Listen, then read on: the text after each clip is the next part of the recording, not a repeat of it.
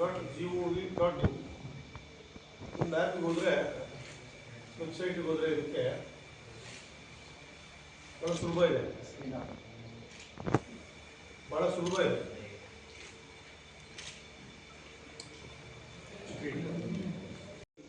2027 ಮಾಡ್ತಾ ಇದ್ದಾರೆ. ಅದಕ್ಕೆ ಪೂರ್ವಭಾವಿಯಾಗಿ ಮನೆಗಣತಿಯನ್ನು ಮಾಡ್ತಾ ಇದ್ದಾರೆ. ಈಗ ಚಾಲನೆ ಕೊಡ್ತಾ ಇದ್ದಾರೆ ವೈಯಕ್ತಿಕವಾಗಿ. ಹಾಗಾಗಿ ಏನು ಪ್ರತಿಯೊಂದು ಮನೆಯ ಸ್ಥಿತಿಗತಿಗಳು ಮತ್ತು ಏನು ಮನೆಯಲ್ಲಿ ವಾಸವಾಗಿರೋಂಥ ಒಂದು ತಿಳ್ಕೊಳ್ಳಿಕ್ಕೆ ಇವತ್ತು ಸರ್ಕಾರದಿಂದ ಇವತ್ತು ಅಧಿಕೃತವಾಗಿ ಚಾಲನೆಯನ್ನು ಕೊಡ್ತಾ ಇದ್ದಾರೆ. ಅದೇ ರೀತಿ ಹಾಸನ ವಿಧಾನಸಭಾ ಕ್ಷೇತ್ರದಲ್ಲೂ ಕೂಡ ಹಾಸನ ನಗರ ಪಾಲಿಕೆ ಮತ್ತು ಗ್ರಾಮೀಣ ಭಾಗದಲ್ಲೂ ಕೂಡ ಇವತ್ತು ಮನೆಗಣತಿನ ಇವತ್ತು ಚಾಲನೆಯನ್ನು ಕೊಡ್ತಾ ಇದ್ದೀವಿ. ಇವತ್ತು ಡಿಜಿಟಲ್ ಮೂಲಕ ಆನ್ಲೈನ್ ಮೂಲಕ ತಾವು ಇದನ್ನು ನೋಂದಣಿಯನ್ನು ಮಾಡ್ಕೋಬೋದು.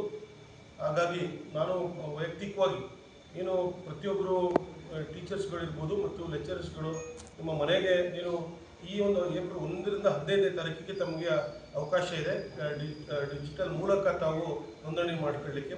ಹಾಗಾಗಿ ನಾನು ಕೂಡ ತಮ್ಮ ಮಾಧ್ಯಮದ ಮೂಲಕ ನಮ್ಮ ಹಾಸನ ಜನತೆಗೆ ನಾನು ಕೂಡ ಮನವಿಯನ್ನು ಮಾಡ್ತಾ ಇದ್ದೀನಿ.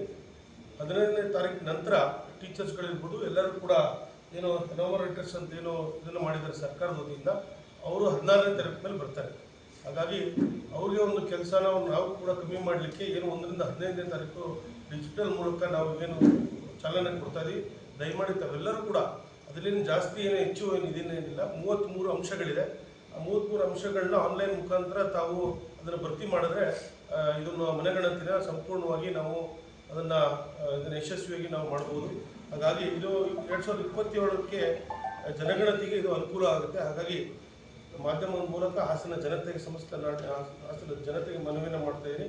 ಏಪ್ರಿಲ್ 1ನೇ ತಾರೀಕು ಇವತ್ತು 1ನೇ ತಾರೀಕಿಂದ 15ನೇ ತಾರೀಕುವರೆಗೆ ಮನೆಗಣತಿನ ಆನ್ಲೈನ್ ಮುಖಾಂತರ ಏನು ವೆಬ್ಸೈಟ್ ಇದೆ sc.census.gov.in ಈ ಒಂದು ವೆಬ್ಸೈಟ್ಗೆ ಇದನ್ನು ಮುಖಾಂತರ ನಾವು ಆನ್ಲೈನಲ್ಲಿ 33 ಅಂಶಗಳಿದೆ ಅದನ್ನು ತಾವು ಫುಲ್ಫಿಲ್ ಮಾಡಿದ್ರೆ ಇದನ್ನು ಆನ್ಲೈನಲ್ಲಿ ಇದು ಭಾಳ ಯಶಸ್ವಿಯಾಗಿ ಒಂದು ಕಾರ್ಯಕ್ರಮನ ನಾವು ಮಾಡ್ಬೋದು. ಹಾಗಾಗಿ ಇವತ್ತು ನಮ್ಮ ನಗರ ಪಾಲಿಕೆಯ ಕಮಿಷನರ್ ಇರ್ಬೋದು, ಇಂಜಿನಿಯರ್ಸ್ಗಳೆಲ್ಲರೂ ಕೂಡ ರೆವಿನ್ಯೂ ಡಿಪಾರ್ಟ್ಮೆಂಟ್ ಪ್ರತಿಯೊಬ್ಬರು ಕೂಡ ಇದಕ್ಕೆ ಭಾಳ ಒಂದು ಒತ್ತನ್ನು ಕೊಟ್ಟು ಇದನ್ನು ಕೆಲಸ ಶುರು ಮಾಡಿದರೆ ಯಶಸ್ವಿಯಾಗಿ ಅಂತ ನಾನು ಕೂಡ ಈ ಸಂದರ್ಭದಲ್ಲಿ ಹೇಳಿ ಸಮಸ್ತ ನಮ್ಮ ಹಾಸನ ಜನತೆಗೆ ಭಗವಂತ ಒಳ್ಳೇದು ಮಾಡಲಿ. ಯಾಕೆಂದರೆ ಇವತ್ತು ಜನಗಣತಿ ಆದರೆ ತಮಗೂ ಗೊತ್ತಿದೆ 2011 ಆದಮೇಲೆ ನಮಗೆ ಜನಗಣತಿ ಆಗಿಲ್ಲ. ಹಾಗಾಗಿ ಕೆಲವೊಂದು ಕಡೆ 2027ಕ್ಕೆ ಜನಗಣತಿ ಆದರೆ ನಮ್ಮ ಜಿಲ್ಲೆಯ ಒಂದು ವಸ್ತುಸ್ಥಿತಿ ನಮಗೆ ಗೊತ್ತಾಗುತ್ತೆ. ಹಾಗಾಗಿ ಎಲ್ಲರೂ ಕೂಡ ಇದನ್ನು ಯಶಸ್ವಿ ಮಾಡಬೇಕು ಅಂತ ಎಲ್ಲರಿಗೂ ಮನವಿ